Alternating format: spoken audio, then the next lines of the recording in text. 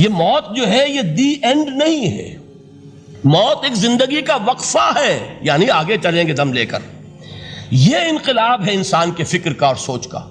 اس انقلاب کے نتیجے میں وہ جماعت تیار ہوئی صحابہ کرام کی، ڈیڈیکیٹڈ، کمیٹڈ، جو آخرت کے طالب تھے، جو اللہ کے عاشق، محمد کے دیوانے صلی اللہ علیہ وسلم، تن من دھن قربان کرنے کے لیے تیار۔ حضور کے چشم ابرو کی جنبش جو ہے وہ ان کے لیے گویا کہ ایک حکم کے درجے میں ہے، جس کی کہ لازماً تعمیل ہوگی۔ اور انہوں نے اپنی گردنیں کٹوا دی، اپنے گھر اجڑوا دیے، اپنا دنیا کا جو بھی کچھ اثاثہ تھا وہ قربان کر دیا، نشاور کر دیا، تب کہیں جا کر انقلاب آیا۔ اور یہ شخصیتیں جو تیار ہوئیں تو ان کے تیار کرنے میں ذریعہ کیا ہے؟ قرآن۔